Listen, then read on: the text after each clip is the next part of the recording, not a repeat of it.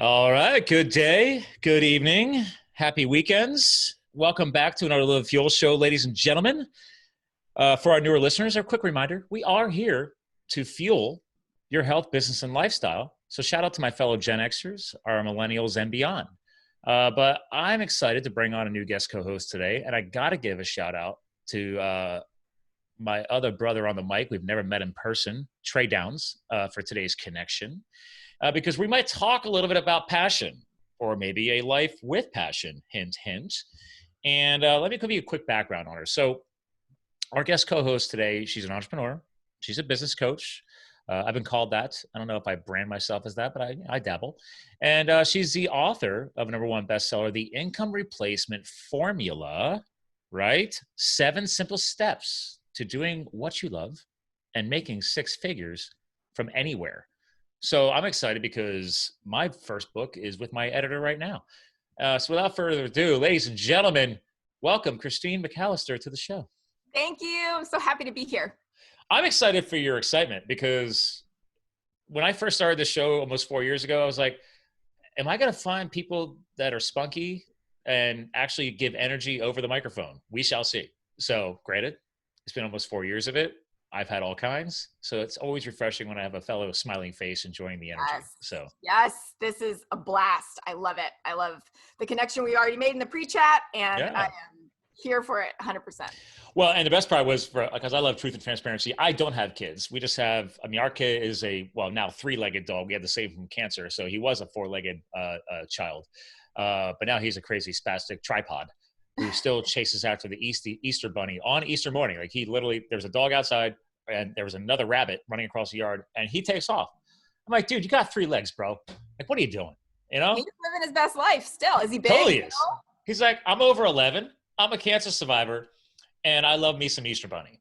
Let's do this. I love that. Well, you were joking around before the show because like, hey man, you got 2 kids, right? Everybody's doing the stay-at-home thing, social distancing thing. You got a husband trying to make his impacts in the health industry, all while the 2 kids are around you all the time. They're like baby monkeys. They're 3.5. So I have a 3-nager and I have a 10-month-old. And like all they want to do is literally be touching me all the time. Thank God you're living a life with passion. Thank God. Thank God I do work I love and I'm talking to you because this is what's keeping me sane. Hold on, just real quick, because I love to cycle in some screen sharing throughout the show. So what were you thinking when you shot that photo? Oh, I love that. Yeah. I think my photographer, who's also one of my best friends, was like, just act sassy. Yeah. Okay. My wife and her best friend, they are sass pots. I've heard that term. And then they love to sass. And they love to drink champs while sassing. Oh, yes. Champers. Yes. Champers. Okay. See, I don't know. I just thought it was called champagne, but apparently it's all about shortening everything up these days. So, well, my brother-in-law is Australian. And so my sister lives there with him and they have 2 little kids too. And I have learned that Australians as a culture, they shorten everything. So that's where I learned champers. Breakfast is brekkie. Afternoon is arvo, right? Avocado is avo. So everything. So maybe your wife and her friend. Breakfast is breaker? Brekkie. Brekkie. Mm-hmm. Okay. Yep. So maybe they're Australian at heart. I know I'm crazy. I'm just going to go with this. Breakfast, 2 syllables. Yep. Break E, 2 syllables. I know. What are you really gaining? I don't know. It's cute. Does it roll off the tongue a hair faster? Because it's still 2 syllables. It's 2 syllables. Yeah. It's maybe a lazier way to say it. That's like people call me Scotty. I'm like, I already have an easy name. It's Scott. It's 1 syllable. Why are you adding it and making it more complex? So cute. I don't know. Everybody's adding a cute factor to it. There we go. Maybe we'll title today's show The Cute Factor. Oh, but seriously, let's have some fun here. So we already are. Obviously, you hopped on Trey's show a little while back. You have fun over there? Absolutely. I always have fun. Yeah. And by the way, ladies and gentlemen, he's been on the show before. I'll be airing another show with him shortly on this show. He and I did a dual record. But quick shout out to his podcast. That is the Your Superior Self. So, and love what he's doing over there as well. So how did you get connected to Trey? You know what? That's a great question. Oh, I think I know. Jeff Brown of the Read to Lead podcast Okay. is a friend of mine, and he helps podcasters, and he has sent me potential connections, right, for people who are looking for guests with my type of expertise. And I'm pretty sure, although Trey and I recorded last year sometime, it's been a while, but I'm pretty sure that initial connection came from Jeff. Interesting. Brown. Yeah. I will say, because you and I were also joking around before we started the show. By the way, ladies and gentlemen, this happens all the time. We end up like losing like 5-10 minutes of fun banter as I get to know my guest co-hosts. And I'm like, I run an open format show. I just start sitting and record like immediately. Yes. But we were venting about the Zoom world. FYI, I mean, these are totally first world problems. We have internet and we can run Zoom. But you and I were complaining about all these new security releases and software updates. And it's like, what are you guys doing? You're making it so complex. Yes. But they are probably becoming one of the most successful video conferencing platforms out there because I own stock in the company. So yeah, exactly. And my grandma, who's 86, learned how to use it. So boom. Yeah, right? I did rip into a buddy of mine the other day because he and I mountain bike and do some volunteer work to keep the mountain biking trails nice in our free time. I'm a big outdoors nut. So he's like, hey man, I need some help on my business. And I was like, well, normally I try not to work with friends, but like right now, why not? Let's hop on a Zoom call. And he's like, a Zoom call? And I was like, okay, I'm not sure if we can work together. I was like, my mom is 70 and hopped on a Zoom call. Okay. Yep. You can figure this out. Yep. 100%. Right. Well, so let's real quick. We were making a joke about the kids. So you also have 2 other kids. You got 2 rescue dogs, right? I do, and I have 3 Arabian horses. So I was a 4-legged fur baby mom first. Well, and that's so you and my wife, the Shampers or Shamp lover, she's a equine horse vet doctor. So what? Yeah. She's an equine veterinarian? Oh yeah. She went to Cornell, UPenn, also doctor of chiropractic. Oh yeah. I married up. What's that? Does she practice equine chiropractic? Her practice is All Points Equine is the name of the company. But she has a specialty wellness niche that she wanted to add in. So she went to chiropractic school and studied alongside of humans, but they all go to the same chiropractic school. No way. Okay. Oh yeah. She adjusts horses' spines and shit. And right. like their jaw. It's amazing. Their neck, cracks, everything. She's got these big she actually just got all new cases for him. She's like a 2-tone purple vinyl wrap around these giant styrofoam bales. And it's because they go on a hitch behind the medical SUV that she drives, and because she's mobile ambulatory. So everything, like she has an entire like hospital in the back of her SUV. Yep. And so she pulls those big bales out and then sits them next to the horse and then climbs up on top of them. And she stands up there doing her thing. Yep. So, yeah. I love that. I just got back from the barn. My horse is going through some lameness stuff. You know, this is a horse capital of the world. I wish she was here. I told her, I was like, listen, my goal, I can't help it. I'm a branding guy. I'm like, baby, you're really, really smart. I need to free you of your brick and mortar business, right? Yep. Replace you, because they are looking at hiring a new doctor anyway. So, and then niche you into all this cool stuff that you're doing. Because we go out to Colorado every year for skiing. Her parents have a house out there. I'm like, babe, you could be going to these like niche areas and say, you know what? I'm going to take a month to live in Colorado. Let's let all the big horse farms around know that this person knows all this stuff and she's going to be in the area. And if you want to sign up for some VIP treatment, all right? Oh, yeah.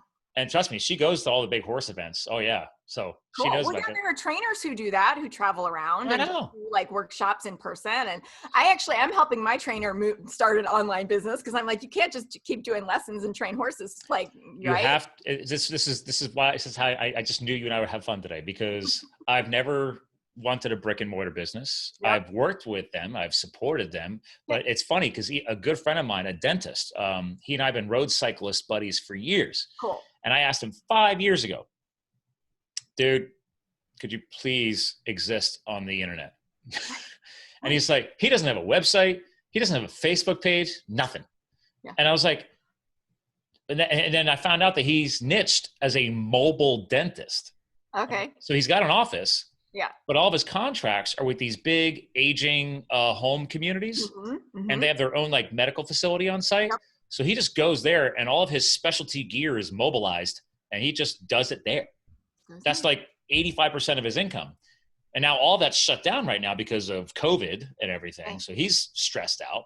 Right. And I said, hey, you finally going to listen to me? I was like, Right. close the practice, dude. You don't need your office. Like, you're paying all this overhead Right. and you're never there. Right. Your niche is there.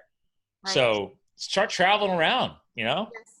That's what's so great about like what you and I do in this conversation, and the fact that like what's possible, and people are finally thinking about it because they sort of have to, right? Yeah. Like you have to learn how to use Zoom if you want to talk to your friends and your family. And there, in my opinion, if you are home and you are healthy, right? Like, right. Right now, there's no excuse.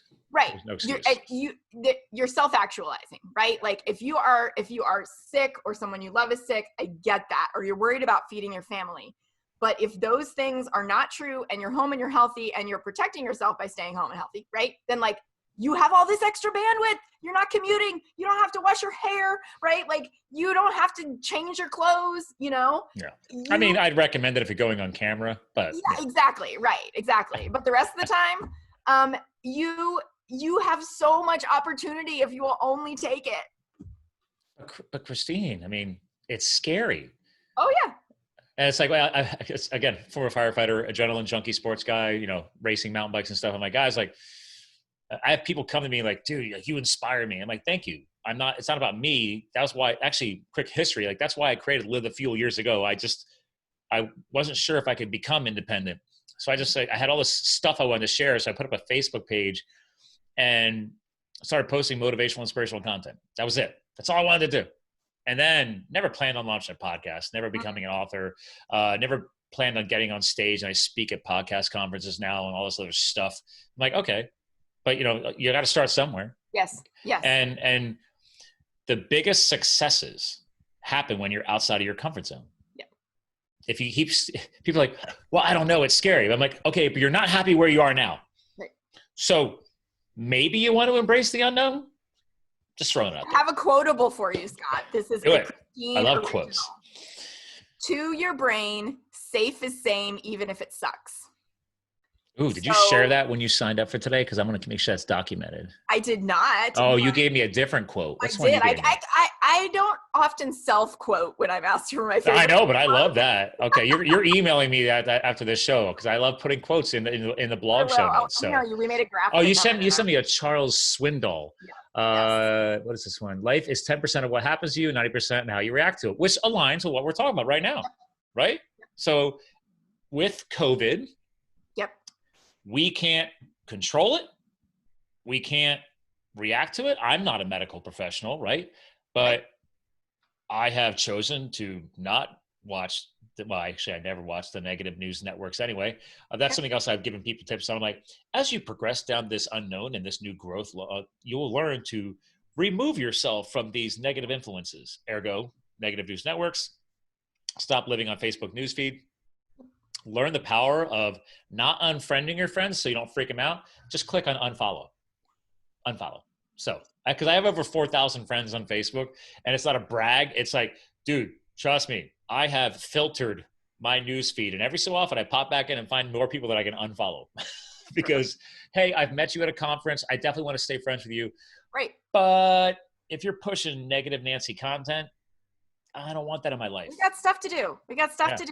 And we're busy trying to change the world here, people. Come on. We are, right? But I think it's also helpful, at least, I mean, you're obviously a high achiever, right? Like, so am I. And I think it's really helpful for us. Can we pause on that? Are you also your own worst self-critic? 100%. Yeah, I'm psychotic. High achievers also have the highest level of self-doubt, right? Like that's the population I work with. And so it's this, like the people sitting around watching Netflix and eating junk food all day, they're not up in their heads criticizing themselves. They're just like doing their thing, unless they're a high achiever who's so freaked out that that's how they're coping, right? They're tuned out. And sometimes I kind of wish I could do that more. I mean, I'll admit it, you know? Right. Yeah. But that's our self-sabotage is the self-doubt, right? So, but it's also what keeps us safe because our brains are like, anything new is scary, right? That's like neurobiological. Like it's a bear, might as well be the same thing as going on Facebook Live for the first time. Like something is trying to eat me. It feels the same, right? To our nervous system. That's why I say like, that's what we're dealing with. It's a biological fear of something different because we are afraid we might die, right? True.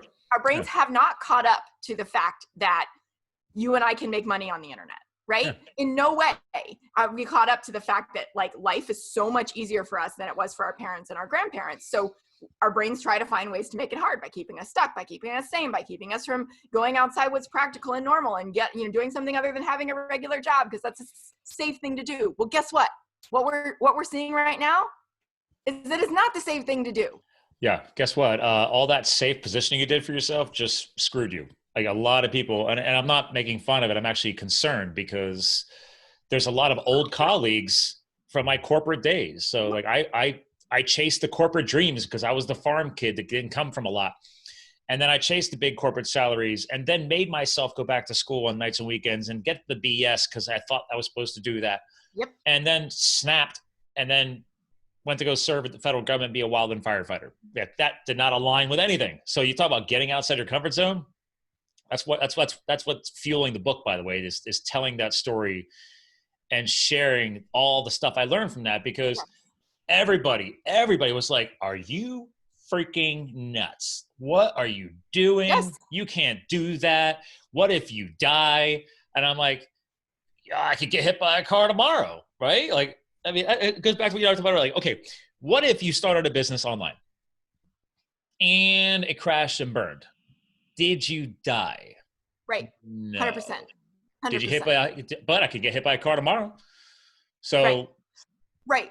Well, and the thing is like, I have the same perspective on that, but for different reasons. Well, like also my family are farmers, right? So I watched, that mentality, right? Oh yeah.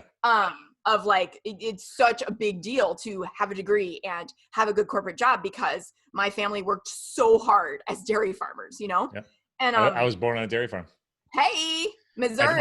My dad had it was only a 50 head, 50, 60 head dairy farm in Flemington, New Jersey. Okay. Now it's like some kind of land preserve or something. I don't know, but yeah. You get it. But like the reason I included that quote, is because like, so this is going to be like very, it's going to take the emotional scale down several notches. But the reason I started this business is because I lost my very first child. Okay. Suddenly in a full-term stillbirth, like wow. Perfect pregnancy, went to the doctor to find out when I was going into labor, no heartbeat. Yeah. You can't plan for that. It's like, what was it, like 1 in a million chance or something crazy? Did they give you the statistics on that? I thought that was true. Unfortunately, it's 1 in 160, which you would not believe. What? Nobody talks about it. But most of them are earlier, like they're in the second half of the pregnancy, but they're not full term. However, right. I cannot tell you how many friends I've made because, I've written articles for the Huffington Post and this blah, blah, blah, all this stuff about it. I've been very open about it. Right. That's the reason I started my business. But like, that is the worst thing that I could have ever imagined. Like when you said, you could get hit by a truck tomorrow, right? Did you die when you did the thing? Like, right. No, but I would have rather died than my kid never get the chance to live, right? Yeah. So when I realized it's powerful. Thank you for sharing that. Could happen. Yes, of course. I mean, it's important. Like, it's important because this is why I do what I do. Like, the worst thing I could ever imagine happened to me. So that was my the for being like, F it. I'm not scared anymore. There's nothing to be scared of because the word, right? Yeah, you just got punched so hard in the gut, in the head, all over. It's like, yeah. I mean, your shock factor is like off the scale. Right. So. And my like excuse factor is also like, I just don't like, same for you. Right. Like, figure it out. Like, I just don't have space for people who are full of excuses because. Yeah, I will admit that does rub me a little bit. But I've also learned a little patience with that. I mean, again, the firefighting was back in 2010, 2011 in my early 30s. So I was already called the old guy, by the way. Right. Sure. Because everybody was classic, like military, like 18 to 24 on the crew. And I was the age of the bosses. So I was like, And then when I grew the mountain man beard out because it was all wildland firefighting in the mountains. So it's like, it was all like the grays were coming in and shit. And people were like, oh, look at you all salt and pepper. I'm like, it's called life experience. Right. Let's do this. Exactly. Like I'm in my 30s. I'm not in my 90s. Yeah. And don't be wrong. Right? I think that's part of the book.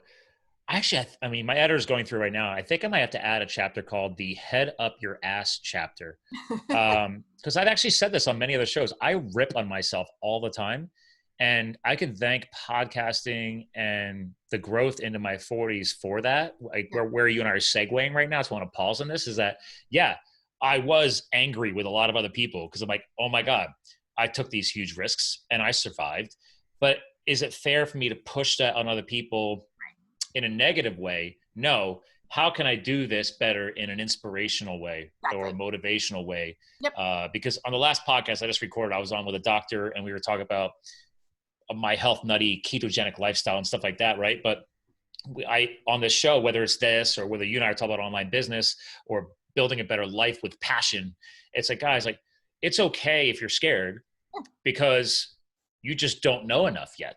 Right. That's all. So all you have to do is at least commit to learning. Yep. And then the timeline actually opens up and becomes a little more clear. And like, I guarantee you know a lot about some certain topics that I don't. Yep. But if I chose to want to go that path, I now know somebody to get me there. So that'll help me move the timeline more aggressively. Exactly. We're all on the same timeline. It's just how are you going to invest in chunking that timeline out and your life out, and where are you going to go with it? Yep. Totally. You get to choose. It's your life, right? And supposedly. You can't. What? Supposedly. I said supposedly, right? I mean, last time I checked. Yeah.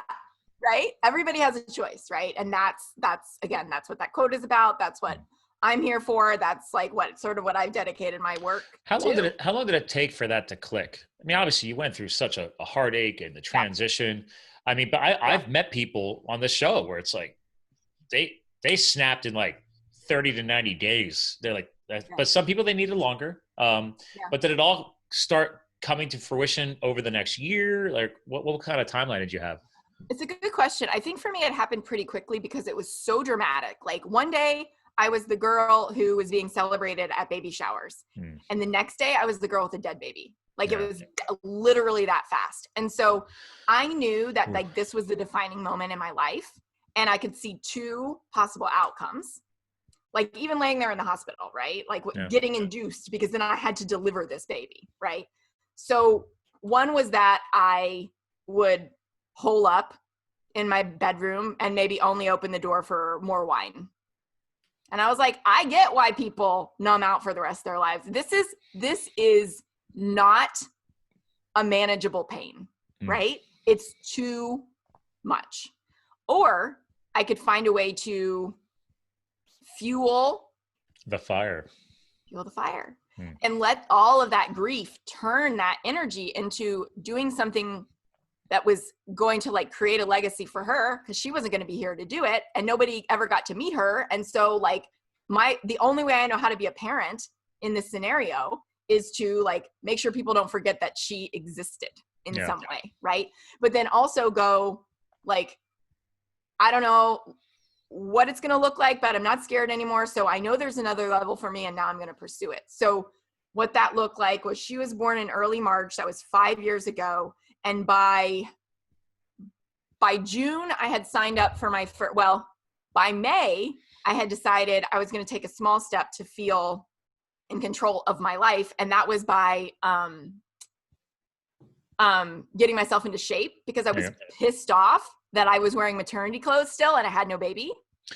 Yep. So I did that and I was like, okay. Self-image is important, right? Psychological health and physical well-being. This is all tied into a healthy lifestyle balance. Yeah. Exactly. It was like regaining some sense of agency, like by just doing little workouts, right? Yeah. And then that gave me some confidence. And then in June, I signed up for my first group coaching program. What I thought at the time was I was going to take my online marketing business, which was the business that had taken me out of my 9-to-5. And I've been running it for 10 years. And I thought I was just going to improve that. But what came out of that self-discovery was that I was going to take my favorite parts of that business and help my favorite population that, I felt I was most qualified to help and teach them how to. So the key word there is you actually reached a point of pivot. There's a lot of, actually, I think there's one of the great books is called Pivot, but that's the point is there's a lot of people are using that word more the past couple of years again, because that is a key opportunity of, we're not saying close your business, but like, what if an epiphany hits, you get that light bulb, you're like, wait a minute, this could be that one pivot that takes and changes everything. But that's scary too, right? Back to fear, paralysis by analysis, you know? Yeah. Yep. So how did you get past that? I got a lot of coaching. I was and still am coached to within an inch of my life by people who don't let me get away with that shit. You know, because I'm currently transitioning coaches right now. Cause I tell people all the time, like, I don't call myself a coach, even though I've been in multiple coaching roles in the corporate world, in sports, everything. So I've lived many coach hats. I don't call myself a coach, but I always tell people, any good coach you work with, they better have a coach. There's always room to improve and grow. And if nothing else, have a sounding board to call you on your shit. Yep. Because I know for me, I'm always going to default to strategy. Strategy is safe. Doing is safe. But where I need someone to hold my feet to the fire is the way that I think. You know, again, back to the self-doubt, self-criticism, holding. So you have more of a mindset support system. Well, what happened was I kept hiring people to help me with the strategy. Mm-hmm. And that got me as far as it could. And I was like, what is wrong with me? Because I don't want to show up for the mindset. That's uncomfortable, you know? But then I was like, what if it's not working 100 hours a week instead of 80 or whatever? Oh, by the way, then I had, you know, and now I have 2 living children. I legit can't, especially at this moment when they are at home all the time. 2 kids, 2 dogs. All the time, right? And a husband working 7 days a week, right? So it had to be like, I need both, right? I need simple strategies and I need self-belief. I need these 2 things. That's my magic solution to not work in a business that doesn't support my life, to your point, right? And that allows me to be healthy and allows me to do the other things I want to do, like ride my horse, hang out with my family, right? Play with my dogs, all of that stuff. Life balance. It's just going to be one thing. It's always going to be both. Yeah. I see. That's how I'm love you're going at this, because I can't begin to fathom what you went through. But I remind people, you know, over the years of doing this show, even though our tagline is "We fuel your health, business, and lifestyle," what came over the years also was something that I always been a big believer in and love sharing is there's a common message that always comes across, which comes back to mindset, psychology, and a little philosophy coming in there too. But usually I love hitting on mindset because it's the one thing that if we don't have control over it, it throws everything out the window. You stop working out, you stop caring about your nutrition, you stop, having that motivated mindset to keep driving for new change, new growth. It could just shut everything down.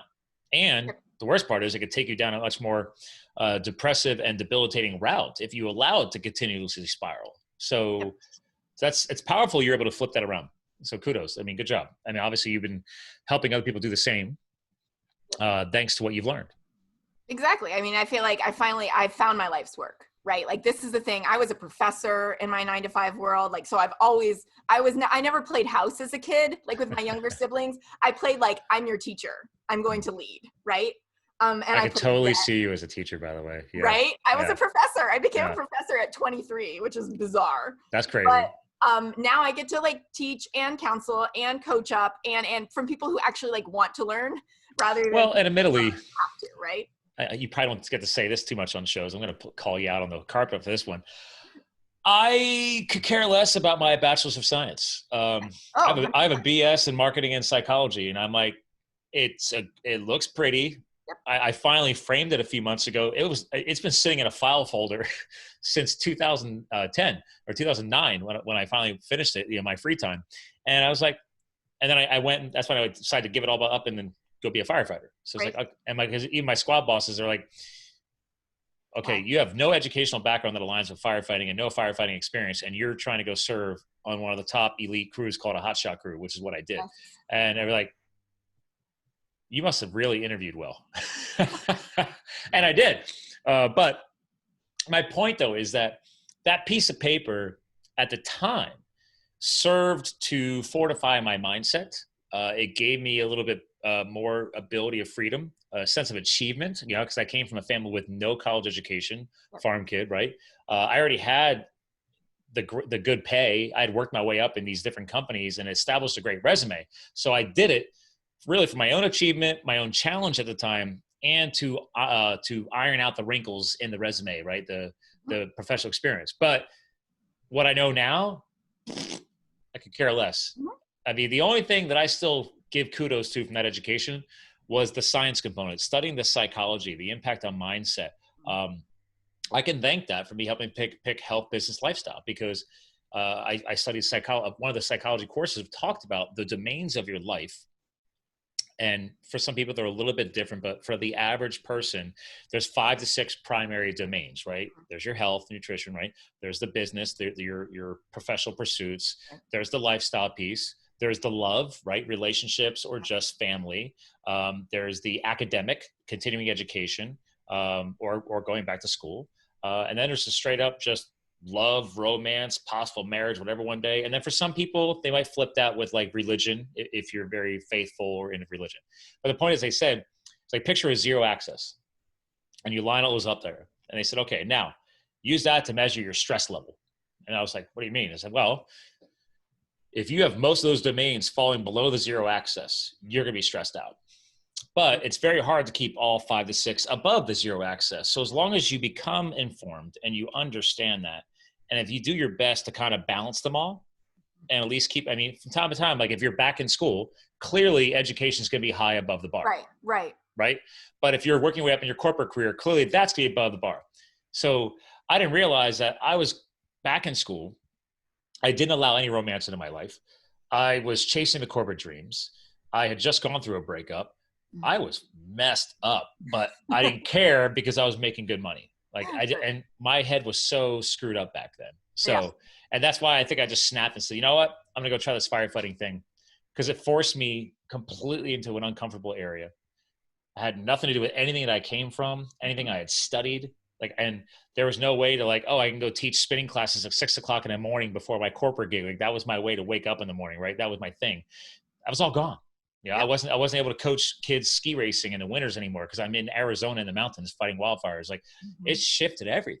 And I'm not telling that. So in the book though, but I'm like, you'll appreciate this. Like, I'm not trying to tell people to go do this. I'm just saying you don't have to go to those extremes to get the shift. Right. But I think all of us need to be aware of how can you create this shift? And that's where I want to take this for you is nobody needs to lose a child. Exactly. Nobody needs to leave their whole life behind and go be a firefighter to create these pivots and change. Yes. So what's some of the ways you help people understand that?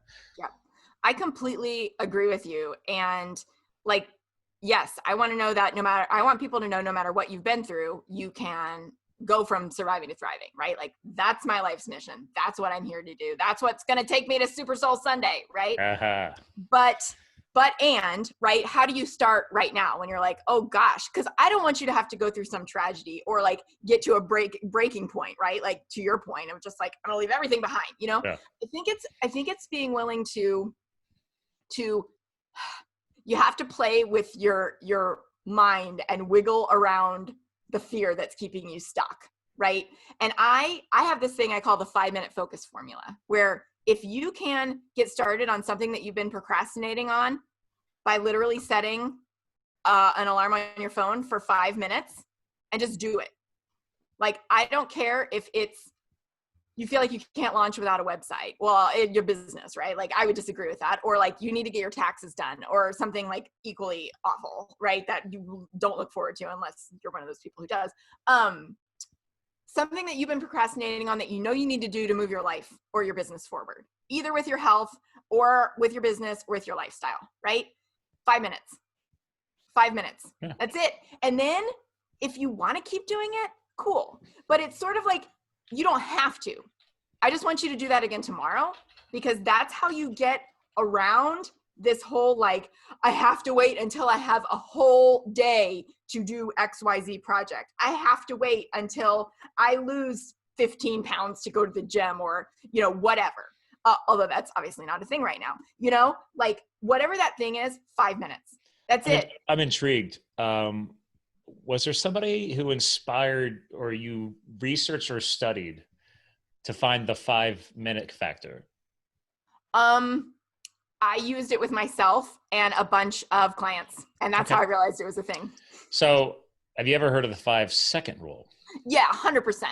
Love Mel Robbins. Yes. Right. So I'm just making as soon as you started saying 5, because it ties into what you're saying. Like you turned it into a 5-minute exercise, et cetera. But like, so again, maybe for the early game, some people need to understand that the impact of how a 5-second pause can change your mindset. So what you talked about earlier in the show, and I kind of tied into the firefighting thing and also what you went through, is we are wired chemically, hormonally, et cetera, for fight or flight. Yep. So your brain is always going to protect you. You said that earlier in the show. So that fear is based off of protection. But if you can get past that first 5 seconds, from the average person, it's just 5 seconds. And that's why I loved her book. And again, ladies and gentlemen, I mean, I'll share that just for people to know what we're talking about. 5-second rule, transform your life, work, and confidence with everyday courage, packaging, Maeve. There's a new cover. I like it. Yeah, I mean, she's been around forever. She's been an amazing speaker as well. And then, well, since I'm already here, boom. And then there's the income replacement formula.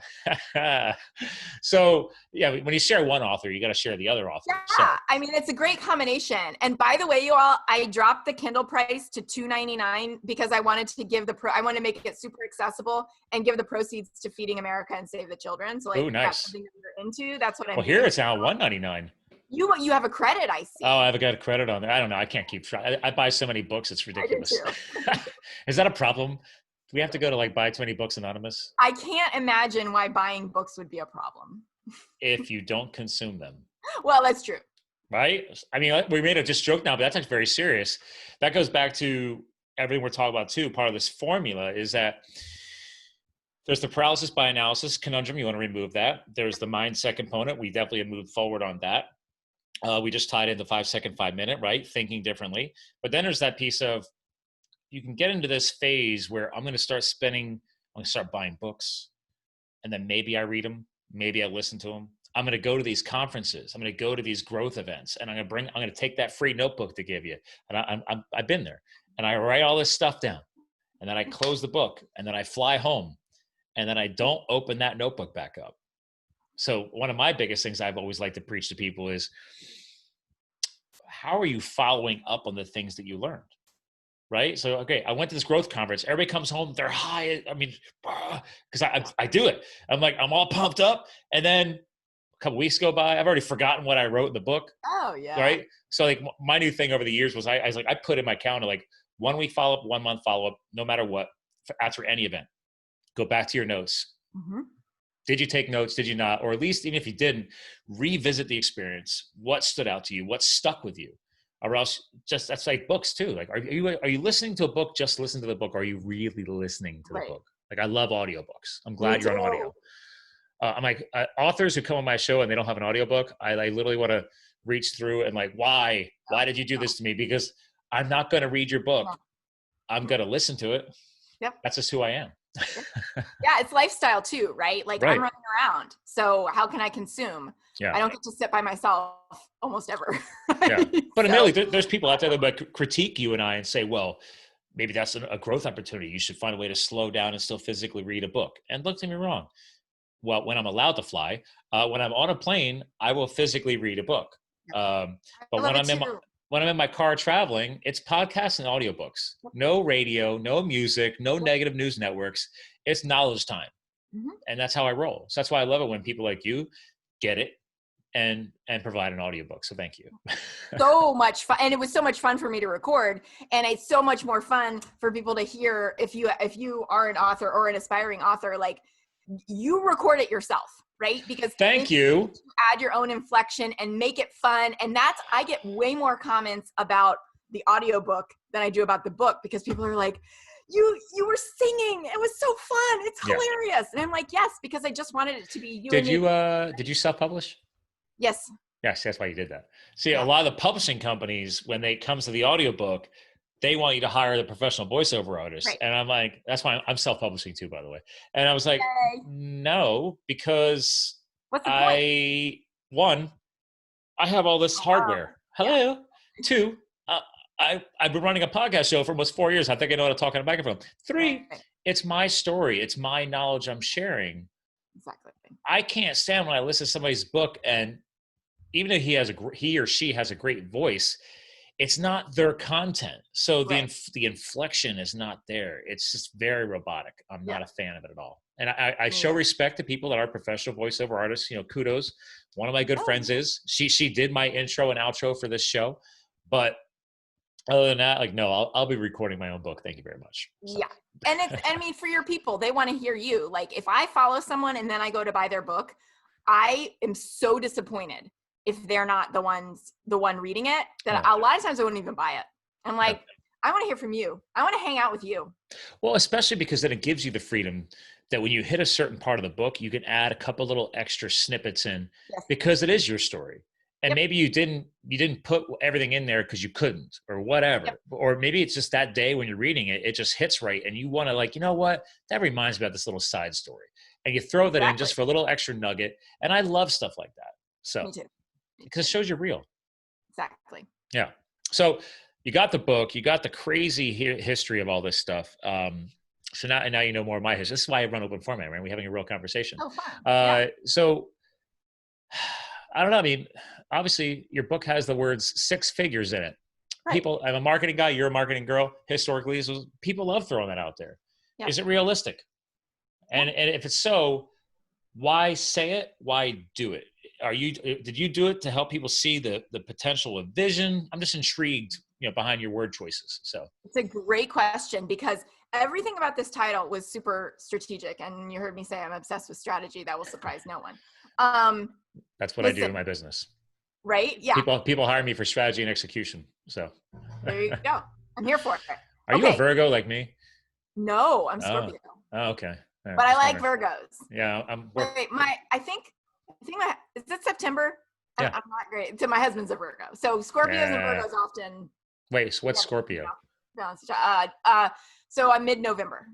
It's like on the border of whatever comes after it. Sorry. I like know what I am and I know what the people I threw it out there. I'm not that good at it either. I just figured I'd toss it in there for fun. But yeah, you were saying. Yes. So here's the deal.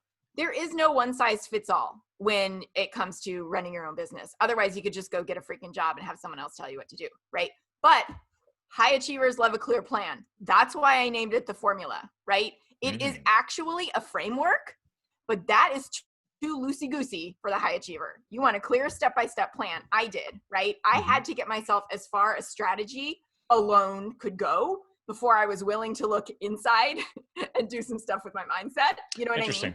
Okay. So, because that's where I was comfortable, right? Like, no, I don't need to sit and meditate. I ain't got time for that. I'm going to go over here and I'm just suck at meditating. I try. Right? I try. I'm just going to check more stuff off my to-do list because that's comfortable and you get the dopamine and it's awesome. Wait, hold on. To-do lists?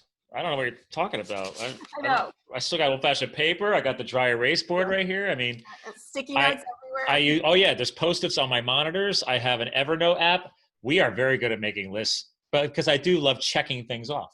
So it feels so good. It releases those neurotransmitters. There you go. So we're channeling. Yes, exactly. But I think to your point, like the reason is, I mean, I work with a lot of people with all different incomes, but like there's a lot of resistance to like, I have a physician client, right? And she's like, I didn't even know if it would be possible to make money that actually replaces my income, because what are they told, right? They go to school for so long, take out all these loans and put themselves through, hell in a lot of cases. And then it's like, well, I have to stay in this job, right? A lot of debt. I have to stay in this job because nothing else could fund the lifestyle that I've earned, right? Yeah. So I think it's important to challenge that. Well, I mean, throwing out the fun of 6 figures in your title is that, look at my wife. My wife had 6 figures of college debt. I mean, she went to Cornell and UPenn, not cheap. So, and I think she has I think she's got less than like 30 grand now. So, I mean, she crushed it. But I mean, and people think that horse vet doctors make a ton of money. No, they don't actually. Maybe down in your neck of the woods, because it's a horse holy land of horses. I mean, I was ambulatory sole practitioner too, right? Yeah. Like these guys are busting their butts. Yeah. Small animals, because of the volume and the rotation, the small animal vets do much better financially. Right. But that's why, like, I want to get that through to her as well. Is like, okay, You've got your foundation. You've got your practice. You know, you've had it now for over 8 years now. She's got a partner, a co-founder. And they're hiring a third doctor. So like they're growing. But I said, we got to replace you. Yep. Right. Exactly. So you're still exchanging your time for money. Yes. Right. And that's part of it. Is that part of something you call out in the formula? Is that's okay where you're at now, but you got to get beyond that. Right. Yep. Because time is money. I think that people start talking about that too early, at least in our space, right? In the online space. Because you go to the events, that's all they talk about. Yeah. That's like, oh, we're to get you past the time in exchange for money, blah, blah, blah. That's not turnkey. You can't do that overnight. Because I beat my head against the wall years ago trying to figure that out. Yeah. Or like create a course when you have no audience. Like I am not. Oh, I love that one. Yeah. Yeah. It's like, wait a minute, hold on. I'm going to spend all this time building this sales funnel, my brand, my marketing, my books, my videos. I got a whole course. Oh, but I have no followers. Like, yes, thank you. Because it's so many people come to me with that misconception that's been perpetuated.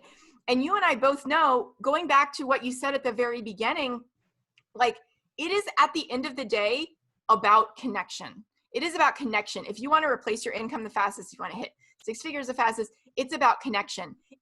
Everything else, funnels, courses, group programs, books, all these things, podcasts, which I love. I just launched my own a couple months ago and I am obsessed. Oh, congrats. I did not see that in your list. Thank you. I'm not, what's so funny? Are you live yet? Talking about it yet. Yes. No one's ever asked me that is what it's called. What? Oh, really? That's awesome. No one's ever asked me that. That's the name of it? Yes. Okay. All right. I like that. That's you had some fun with that. Yes, it is. It's all about, like a different approach to making money from your passions, because like so many people are talking about the very thing that we're talking about. They're perpetuating that. And like connections, all the rest of it is they're just tools. They're just tools to make connections when you can't make one-on-one connections with the number of people that you want to anymore because your audience is too big. Right? Oh yeah. There's your podcast. Nice. Yep. Love screen sharing.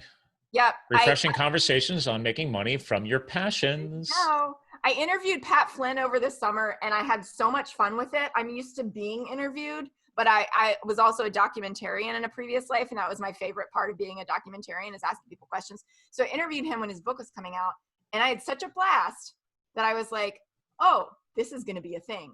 And so that interview happened in July and I've been recording ever since. And I just launched, I spoke at a podcast conference in March and I was like literally 2 days before the world shut down.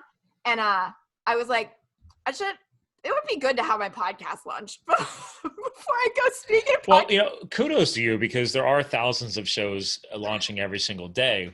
But if you talk to any experienced podcasters, they'll tell you the average show never gets legs. The average show might not ever get beyond 7 episodes. It depends on if you have true passion behind it.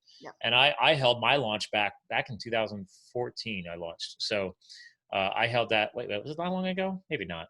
No, 2016. 2016. Okay. Sorry. No, that's right. My LLC was 2014. Anyway, the point though was that you can't go into this because everybody's like, oh, well, how do you monetize?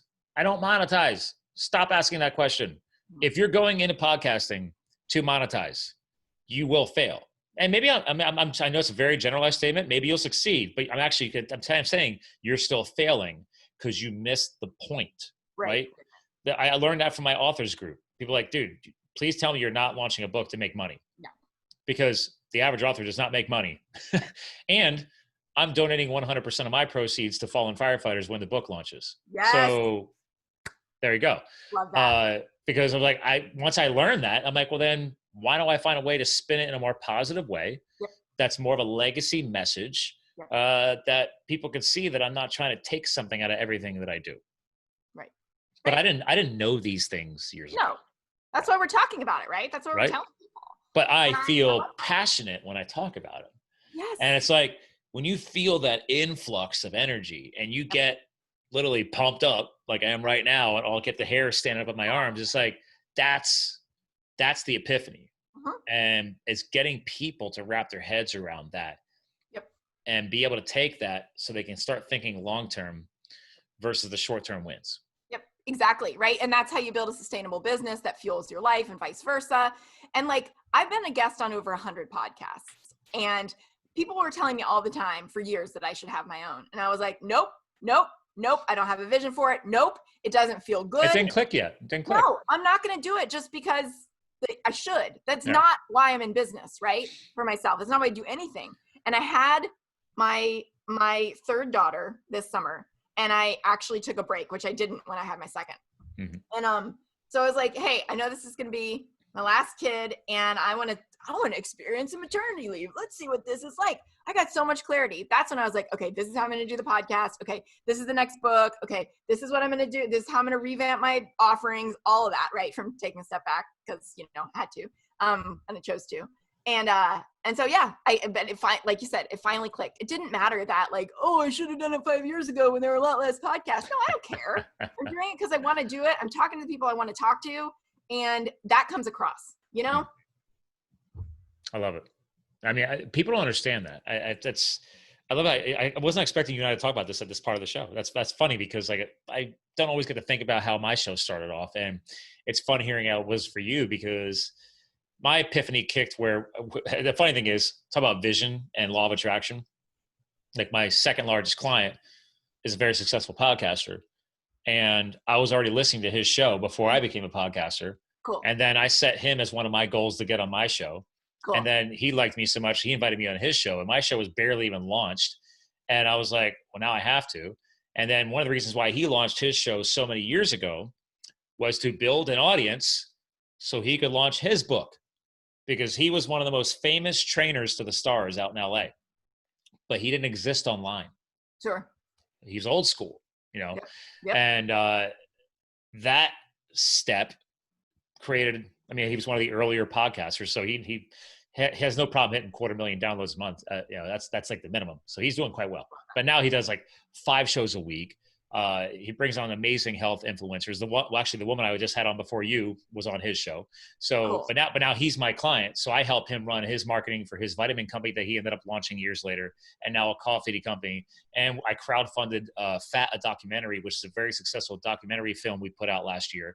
So to bring out the truth behind healthy fats and our nutrition and everything else, all these things. But it all started because years ago, somebody said, hey, you should launch a podcast. If you want to get that book up, because you don't exist.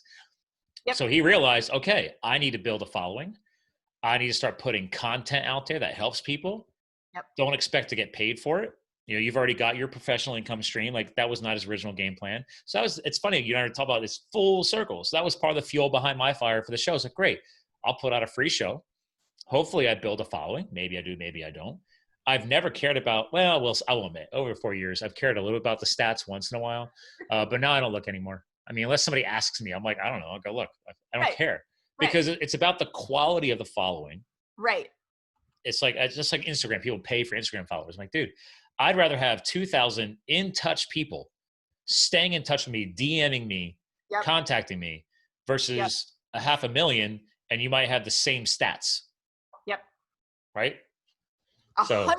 And that happens all the time, people. If you are judging someone by the number of Instagram followers that they have, well, first of all, don't do that because it's not really your business, but we all do it, know? But I literally have had people like message me and kind of like such a backhanded compliment way. How can you really be as successful as you seem to be when you don't have a lot of, XYZ followers or engagement on XYZ platform? Like, my response to that is like, I didn't know that you were a Instagram strategist and guru. So what is your advice? And they'll be like, they won't even respond, right? Because I'm like, oh, okay, so apparently you're the expert that I've been waiting for. So why don't you tell me how to do it? And then they usually don't respond. because I care, right? Because I actually care, like whatever. But it's just, it's, somebody trying to get free information or, say like, I can't figure it out, but it appears that you have, and like, I'm frustrated by that. So I'm going to make a judgment about it, Yeah. But yeah, 100%. There's so much goodness here. It's funny you're talking about that because like, again, he's old school, right? So he's now 57.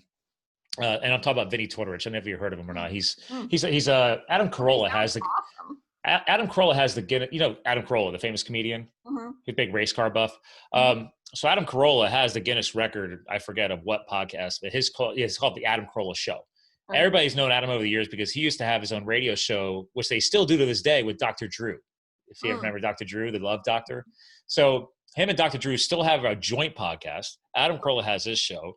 And then so Vinny, cross-pollination, right? He's gotten so successful that he regularly shows up on Adam's show as a fitness expert once a month. And then Dr. Drew brings him on. Well, then Adam endorsed our movie. Dr. Drew was one of our healthy influencers in the actual movie. None of this would have happened until this is all years of being patient and putting in the good work and the hard work. Yes. And he came to me to help run the crowdfunding for the social media, do the social media, the Instagram, everything else. And he had like 2,000 followers on Instagram. But he has like 250,000 downloads every month on his podcast. Exactly. Now he's got over 20,000 people that I've never spent $1 gaining. I've run the Instagram. We've made it pure content, organic content. It's grown, in about 2 years. And now, I mean, you look at his stats, it looks great because if he puts up a video of him standing in his backyard, showing off his old antique barbell and weights, showing people how to work out during COVID-19, he's getting 3,000-4,000 views before it's even 24 hours, right? So it's like, okay, that's an engaged audience. These are people that respect him and follow him. So, right. Yeah. I love it. So is this all stuff you put in your formula as well? No, because it's a framework, right? So people want to go in and go, okay, which platform is best for me? And the answer is like, it depends on your personality, your preferences, and your passions. Because I am not here to tell you, join TikTok because it has the biggest growth. If you're like an introvert. I'm not on TikTok. Me neither.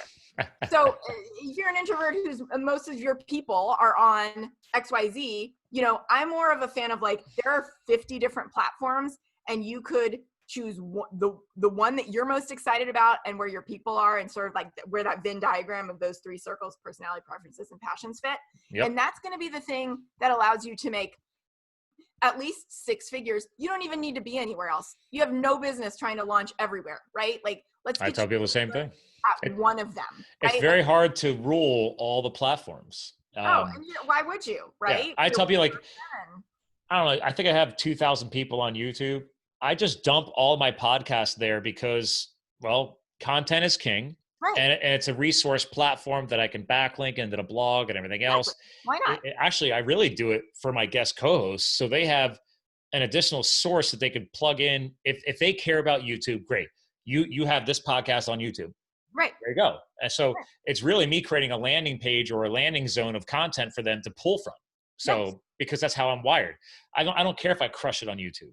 It's just, I'm dumping everything there. So it's there. It's a resource. You're clear on your strategy. Yeah. So other people, they might run their whole 6-figure campaign on YouTube alone, right? So I call YouTube University anyway. So yeah, if you're running a business or a brand that you didn't realize you could have launched, now you are, and you could do everything on YouTube and be the expert in whatever field that you traditionally didn't exist online about. So like you said, your one client is a health professional. Yep. A lot of them are afraid of the online world because they're worried about HIPAA and all the regulations. But it's like, if you're sharing legit, clear knowledge and education and you're not overstepping those policies, guidelines, et cetera, you'll be fine. Oh yeah. So, there are plenty of them out there doing it. Oh yeah. There's plenty of them out there doing it the wrong way too. And they just haven't been caught yet. Right. Absolutely. Yeah. Oh my gosh. Don't get me going on that. Oh my God. I'm having so much fun. I hate to do this, but I actually have to go. No, I know. I do too as well. I was going to say, we have to bring the show to a close anyway, because we're getting to the end. Actually, we're over our time. So perfect though, because we're coming up on the 1 hour. You get to help close out the show. Yay. What is an all-encompassing message or final words that you want to leave behind? You get to choose what you do with this time, right? Whenever you're listening to this, whenever you're watching this, you get to choose the opportunities that you're going to make out of this time. And you have incredible resources like this one in this podcast and this conversation to help you figure out your next right step. But like, if you want to create something more for yourself, in health, in business, and lifestyle, this is your opportunity, right? This is the opportunity you've been waiting for. You get to create it. People need to realize these things. Well, listen, I'm going to give you a proper goodbye off the air, or you can go if you need to rush right now. So ladies and gentlemen, thanks for tuning in to our Live the Fuel show. Remember, we're here to fuel your health, your business, your lifestyle. I'll do one last screen share for the video feed. Again, make sure you go check her out at lifewithpassion.com. By the way, I love it. She's got a quotes section. I'm a nut about quotes, and they look way better than my quotes. So again, thanks for tuning in, ladies and gentlemen. And remember, you too can live the fuel, and we'll talk to you guys again soon.